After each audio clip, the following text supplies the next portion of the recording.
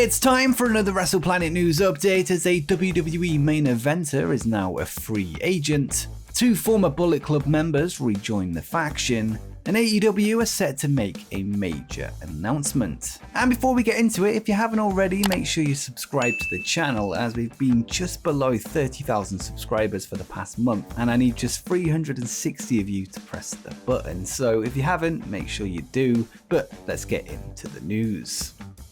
This past Friday, our main news story covered a photo of Cody Rhodes in a Polish airport, leading to speculation that he was on his way to Saudi Arabia for the WWE Elimination Chamber event via Europe. Those that caught the show will know that Cody was not present, and we can now confirm that he wasn't even in Poland. The folks over at WrestleNews.co have since found the source of the original image, which has been revealed to have been taken at a December meet and greet. As you can see by the original photo, the round table matches up, as does the suit Cody is wearing. So basically, somebody photoshopped an image of Rhodes from this meet and greet and made it seem like he was in Poland in an airport. Whilst the angle and pose is slightly different and the image shown isn't an exact match, it's clear that this is the event that the original image was taken at. And as a follow-up from this, we now also know the whereabouts of Cody that day, as it's been confirmed that he was actually in Orlando, Florida. According to PW Insider, Cody attended a gathering to celebrate AEW star Shawn Spears' birthday alongside several other fellow wrestlers. This confirms reports that Cody was in the Sunshine State earlier that day, although it's unclear if he was also there for something WWE related, with Orlando being the home of their performance center. Yesterday evening, AEW star Brian Pillman Jr. would take to Instagram to post a lengthy statement where he revealed that he was moving out of Jacksonville, Florida to head back to Cincinnati, where his family reside. In the post, Brian would thank AEW president Tony Khan for treating him like a hometown hero in both Jacksonville and Cincinnati, whilst going on to thank several AEW staff. Many took this as a goodbye to not only Jacksonville, but to All Elite Wrestling entirely, although this appears to not be the case. Pillman Jr. would later take to Twitter to clarify his statement, confirming that he is not leaving AEW or wrestling, and said, "For those who misinterpreted my Instagram post, I am not leaving wrestling or AEW. I am simply moving back home from Jacksonville to Cincinnati to get my shit together. That's all, thank you guys," and you can read the full story on Instagram. Pillman hasn't been seen on AEW television since his January 19th tag team loss alongside Griff Garrison, where they were defeated by Malachi Black and Brody King. Whilst he hasn't wrestled for them in over a month, it seems that Brian's future remains in All Elite Wrestling.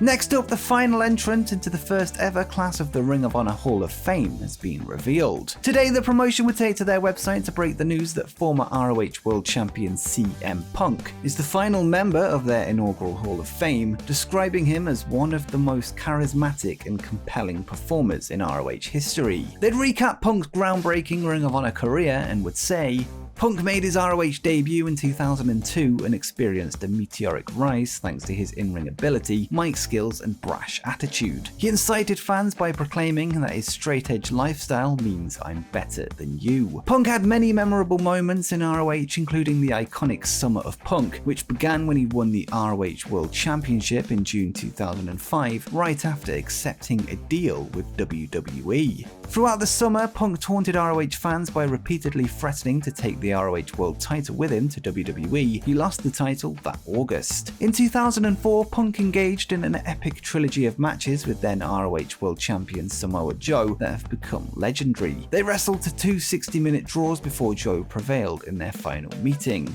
Punk also had a heated rivalry with Raven that is regarded as one of the greatest feuds in ROH history. They waged war against each other in unforgettable dog collar and steel cage matches. In addition to his ROH World title reign, Punk also won the ROH World Tag Team Championship on 2 occasions as a member of the Second City Saints.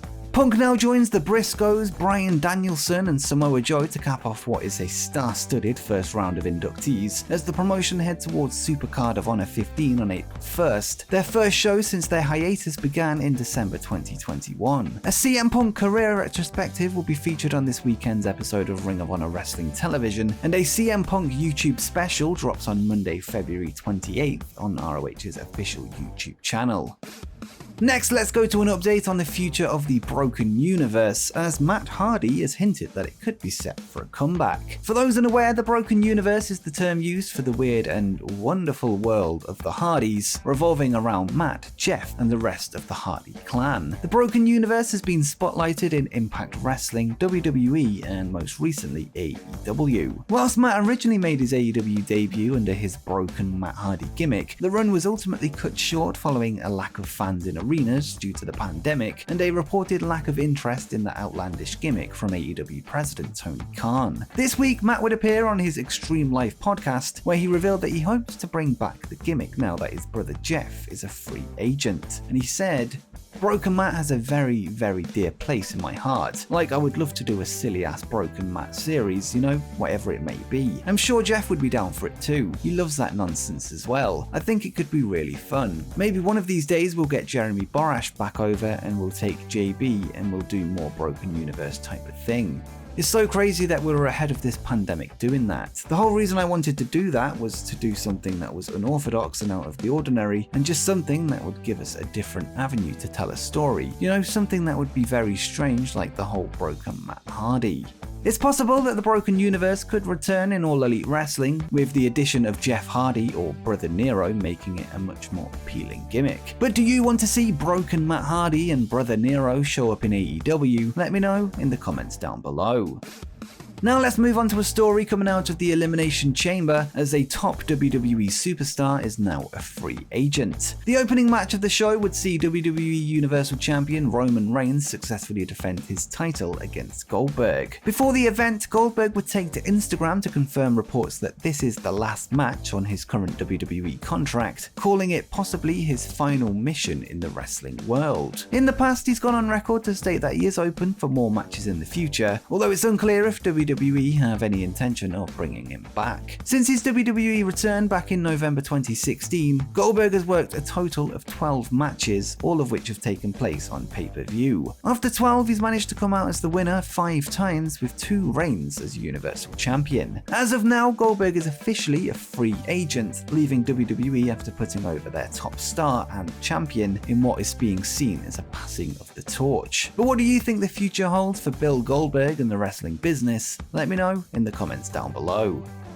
This past Saturday, Impact Wrestling would hold their No Surrender pay-per-view live from New Orleans. On the card, Bullet Club's Gorillas of Destiny would take on ex-stablemates The Good Brothers, with the Impact tag titles on the line. Towards the end of the match, GOD's then ally Chris Bay would distract the referee, allowing Bullet Club leader Jay White to sneak into the ring. White would then shock the crowd as he took out Tama Tonga with a Blade Runner, seemingly kicking the Gorillas of Destiny out of Bullet Club in the process. Anderson and Gallows would then hit a Magic Killer on Tonga to retain their titles. White, Bay, and the Good Brothers would then 2 sweep in the center of the ring, with it appearing that Anderson and Gallows have now rejoined the group. Tama Tonga has been part of Bullet Club since the very beginning, going all the way back to May 2013, whereas his brother and GOD tag partner Tanga Loa joined later on in 2016. They are now replaced by Carl Anderson, who himself is a Bullet Club original, and Doc Gallows, who first became a member in November 2013, shortly after the formation of the group. Both Good Brothers would leave Bullet Club when they signed with WWE back in April 2016, and are now back in just less than 6 years later. It's not entirely clear if the Gorillas of Destiny have officially left the group, or if this is just the beginning of another Bullet Club civil war. Interestingly, the Young Bucks reacted to the incident on social media when they changed their Twitter bio to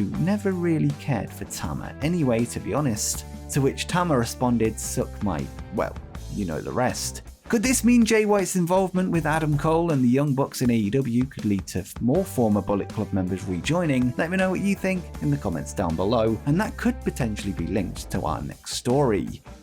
And finally, AEW President Tony Khan is set to make a major announcement in the coming days. Appearing in his weekly slot on Busted Open Radio this past Friday, Khan would reveal that he is working on, quote, something massive, and added that it might not be what people expect, but he hopes to have it done in the next week. And Tony would say, "There will be a lot of news in the week ahead. I don't know if I'll get it done by tonight, but stay tuned in the week ahead, hopefully. I'm working on something pretty big. It would be massive. I don't know if it's what anybody would expect it is or think it is, but it would be a big deal in pro wrestling. I am looking forward to hopefully making it happen. Stay tuned. Hopefully I will get it done and we'll have more to announce soon.